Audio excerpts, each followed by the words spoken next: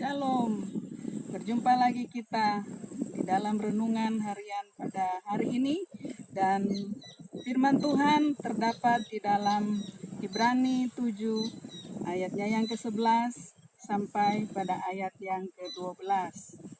Puji Tuhan, kita akan mendengarkan firman Tuhan saat ini. Saya bacakan ayatnya yang ke-11. Karena itu, andai kata oleh imamat Lewi telah tercapai kesempurnaan, sebab karena imamat itu umat Israel telah menerima Taurat. Apakah sebabnya masih perlu seorang lain ditetapkan menjadi imam besar menurut peraturan Melkisedek, dan yang tentang dia tidak dikatakan menurut peraturan Harun? Ayat yang ke-12, sebab jikalau imamat berubah, dengan sendirinya akan berubah pula hukum Taurat itu. Di sini dulu saya beri judul renungan kita pada hari ini, yaitu kasih yang sempurna. Pada zaman Perjanjian Lama ada banyak imam besar, namun tidak satu pun yang menjabat untuk selama-lamanya. Imam besar bagi orang Yahudi sangatlah penting, bukan orang yang sembarangan. Imam besar itu adalah orang pilihan yang dipersiapkan Allah. Imam yang dipilih oleh umat Israel pada waktu itu, mereka melakukan serangkaian peraturan keagamaan yang sudah ditetapkan Allah dengan tujuan untuk mendekatkan manusia dengan penciptanya dengan memohon kemurahan serta anugerahnya. Dalam ayat 11, apakah sebabnya masih perlu seorang lain ditetapkan menjadi imam besar menurut peraturan Melkisedek, dan yang tentang dia tidak dikatakan menurut peraturan Harun? Dalam ayat yang ke-12 dikatakan di sini jawabannya, sebab jikalau imamat berubah, dengan sendirinya akan berubah pula hukum Taurat itu. Dan ayatnya yang ke-15, dan hal itu jauh lebih nyata lagi ditetapkan seorang imam lain menurut cara Melkisedek. Ayat yang ke-16, yang menjadi imam bukan berdasarkan peraturan-peraturan manusia, tetapi berdasarkan hidup yang tidak dapat binasa.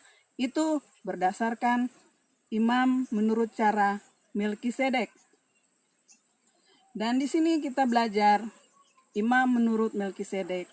Maka ditetapkanlah seorang imam, yaitu Yesus Kristus, yang kita kenal sebagai Tuhan dan Juru Selamat kita. Sebab Yesus dipilih oleh Allah sendiri, dan Yesus tidak dapat binasa. Yesus hidup selama-lamanya. Yesus adalah teladan seluruh umat manusia. Yesus adalah juru selamat umat manusia.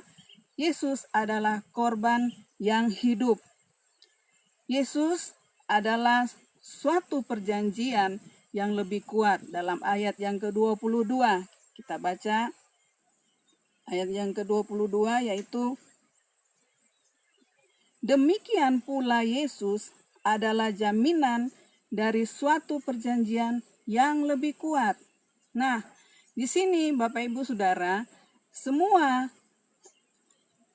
yang Yesus dapatkan, yang Yesus alami, yang Yesus yang kita percayai, yaitu Yesus yang tidak bercacat celah atau tidak bernoda. Yesus tidak pernah berubah kasih-Nya. Dalam Ibrani 13 ayat 8, Yesus Kristus tetap sama, baik kemarin maupun hari ini dan sampai selama-lamanya. Mati dan bangkit untuk seluruh umat manusia.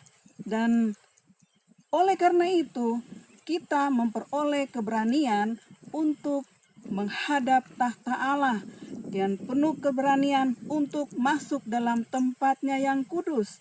Dan Yesus adalah teladan bagi semua orang.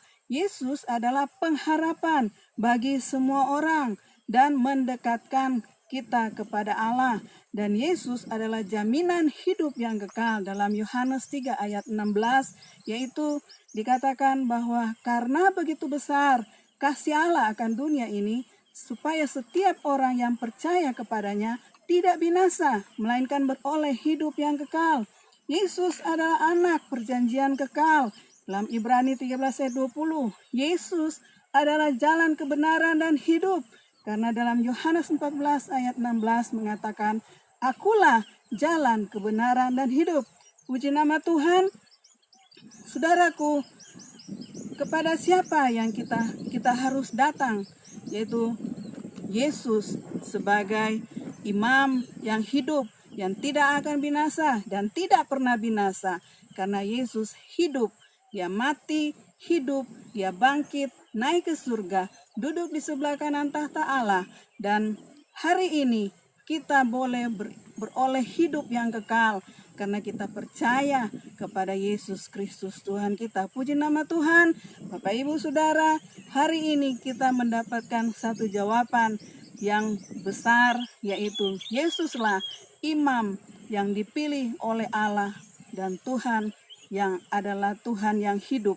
Pujilah nama Tuhan.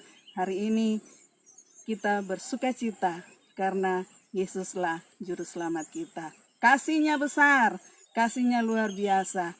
Haleluya. Amin. Mari kita berdoa. Bapa yang baik, terima kasih buat kasih-Mu yang besar melalui anak-Mu Yesus Kristus. Kami diselamatkan, kami berani menghadap hadirat-Mu, kami berani menghadap tahta-Mu yang kudus, karena Engkau dengan darah-Mu Yesus telah menyucikan kami. Engkaulah perantara untuk masuk di dalam kerajaan-Mu Tuhan. Terima kasih banyak. Haleluya. Amin.